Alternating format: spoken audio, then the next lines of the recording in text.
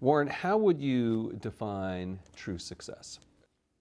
Well, I've said many times that if you get to be 65 or 70 and later, and the people that you want to have love you actually do love you, you're a success. I've never seen anybody that reaches that age. I mean, I'm not talking about somebody that's in extreme poverty or pain or something, but I've never seen anybody that, if they have a lot of people that love them, that is other than happy. And I've seen some very, very wealthy people that they give testimonial dinners to and name schools after and everything. And nobody loves them, you know. Their own kids would say, he's in the attic, you know. But he never came. What are, say, 3 pieces of advice you would give to people who are looking to succeed in business?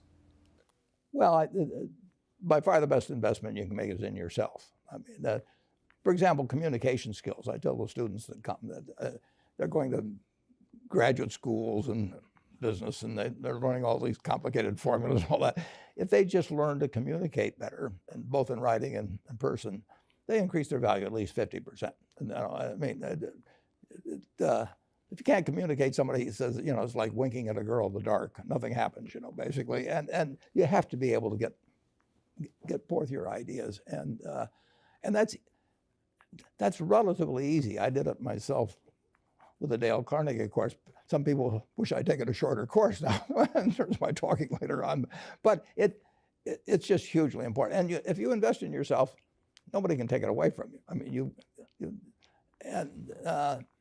the second thing, which I'll get a certain criticism for not living it, but I do tell those students, you know, that if I gave you a car and it'd be the only car you get in the rest of your life, you take care of it like you can't believe. Any scratch, you'd fix that moment. You read the owner's manual. You keep a garage and do all these things, and you get exactly one mind and one body in this world. And you can't start taking care of it when you're 50. By that time, you'll have rusted out if you haven't done anything. So you should really make sure that you just remember that you just got one mind and body to get through life with and to do the most with it. What about life advice? Well, life advice is, you know, the most important thing, aside from the things I've talked about already, is really who you associate with. You want to associate with people that are better than you are. I mean, basically, you'll go in the direction of the people that you associate with, and you want to have the right heroes.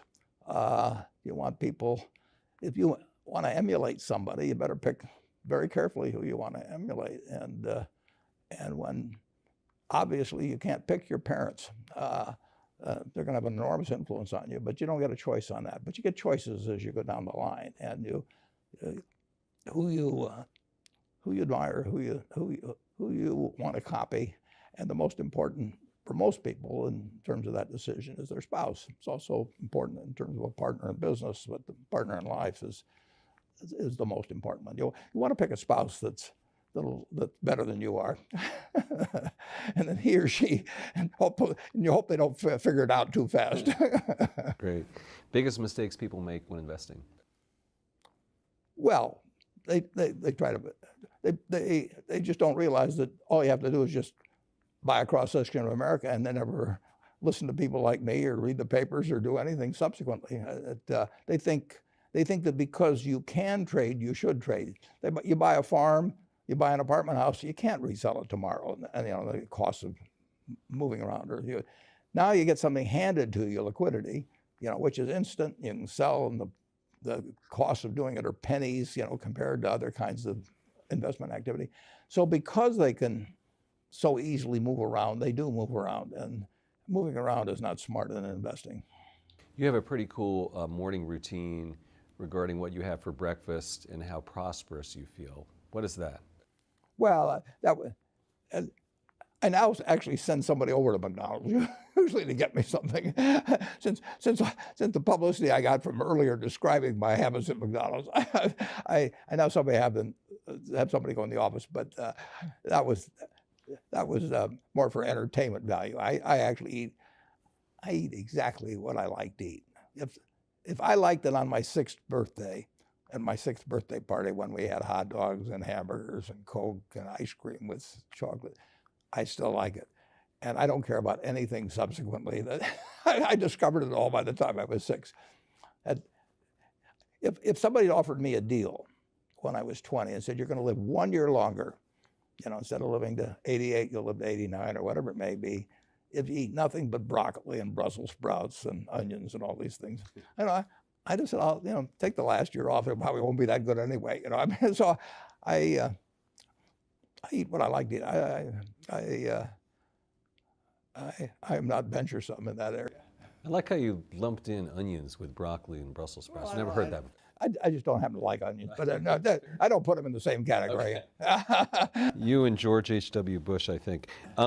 Is business school worth it? Depends on the person, much more than it depends on the school. I mean, I wouldn't worry. Some people are going to get a lot out of advanced education, and some people are going to get very little. And I don't even think it's important that every person go to college at all. I mean, we have all kinds of jobs at 70 or so thousand a year, 80,000 a year, that college training is not of use. And I actually was not keen on going to college myself. Yeah, my dad kind of jollied me into it. He could get me to do anything. But if they'd had an SAT test in those days, he would have taken the test for me. but because I knew I could have a good time, and I liked investing, and I didn't really feel I could read the books. So I don't, it's a big commitment to take 4 years, and the cost involved, and maybe the loans involved, and everything. And I think, depending on what your interests are in life, I don't think it's for everybody. I think it's for a lot of people, but there ought to be a reason you're going, and I didn't really see much reason. All right, last question. So lightning round, so there's a few. Do you ever drink water? Only under duress. What is your favorite all-time song, Warren? It's undoubtedly, it's My Way. What about movie? Favorite movie? Well, I like The Bridge on the River Kwai because of there were a lot of lessons in that. Plus, it was enormously fascinating. Catchy tune also. Pardon me? Catchy tune also. Yeah, Right. Very. Right. But the ending of that was sort of the story of life. He created the railroad, and did he really want the enemy to come in across it? Got it. Favorite book? Well, the favorite book from an the book that had the most impact on my life was The Intelligent Investor by Ben Graham. I knew you were going to say that. Favorite TV show? It's probably going to be it would be Nebraska in some huge bowl game and winning. And finally, what do you carry in your wallet, and how much money do you tend to carry around? Well, I probably carry maybe $400. I actually my wife likes to use the cash, so I just take home a chunk of cash every now and then she doles it out. She looks at my billfold and sees whether all the hundreds are gone. Sticks a few in there, but it's pretty simple. And credit cards? I've got an American Express card, which I got in 1964, but I pay cash 98% of the time. If I'm in a restaurant, I always pay cash. It's just easier. Warren Buffett, thanks very much.